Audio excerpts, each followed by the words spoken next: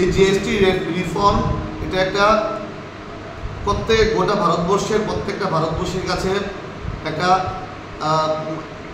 নজিরবিহীন সিদ্ধান্ত আমরা বলতে পারি। যেই সিদ্ধান্তর ফলে ভারতবর্ষের মধ্যবিত্ত থেকে শুরু করে যারা নিম্ন মধ্যবিত্ত আছে প্রত্যেকের জন্য এই জিএসটি রিফর্ম একটা যুগান্তকারী সিদ্ধান্ত।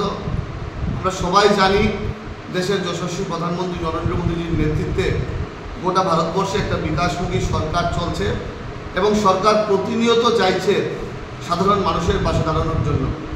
এই উৎসবের মরশুমে গত 22 তারিখ থেকে এই নতুন জিএসটি রিফর্মের যেই প্রসেস সেটা শুরু হয়েছে।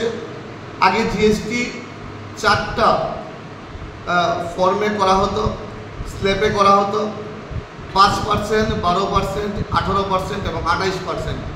এই স্ল্যাবটাকে কমিয়ে দুটো স্ল্যাবে করা হয়েছে, 5% এবং 18%। এবং প্রত্যেকটা সেক্টরে বিশেষ করে নিত্য প্রয়োজনীয় জিনিসের উপর জিএসটি কিন্তু লাঘব করা হয়েছে। এটা আমাদের প্রত্যেকের জন্য একটা যুগান্তকারী সিদ্ধান্ত। আমি আবারও বলছি, আমি কয়েকটা বিষয় আপনাদের সামনে তুলে ধরতে চাই। এই সরলীকৃত কাঠামোতে কি কি রিলিফ দেওয়া হয়েছে। খাদ্য ও গৃহস্থলী খাতে আমরা রিলিফ পেয়েছি, আমরা খেলনা, খেলাধুলা, হস্তশিল্প এই বিষয়গুলোতে আমরা রিলিফ পেয়েছি, আমরা শিক্ষা খাতে আমরা রিলিফ পেয়েছি, চিকিৎসা খাতে আমরা রিলিফ পেয়েছি, স্বাস্থ্য জীবন বিমাতে রিলিফ পেয়েছি, বাড়ি নির্মাণ এবং বিভিন্ন বাড়ি নির্মাণের উপকরণে আমরা রিলিফ পেয়েছি, অটোমোবাইল সেক্টরে রিলিফ পেয়েছি, কৃষি খাতে রিলিফ পেয়েছি।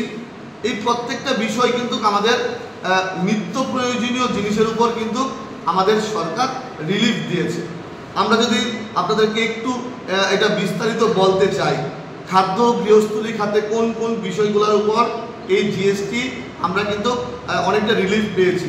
সাবান, শ্যাম্পু, টুথব্রাশ, টুথপেস্ট, সাইকেলের মতো গৃহস্থলী বিভিন্ন জিনিসপত্রে কিন্তু আমরা এই জিএসটি কিন্তু নতুন রিফর্মে আমরা অনেকটা রিলিফ পেয়েছি।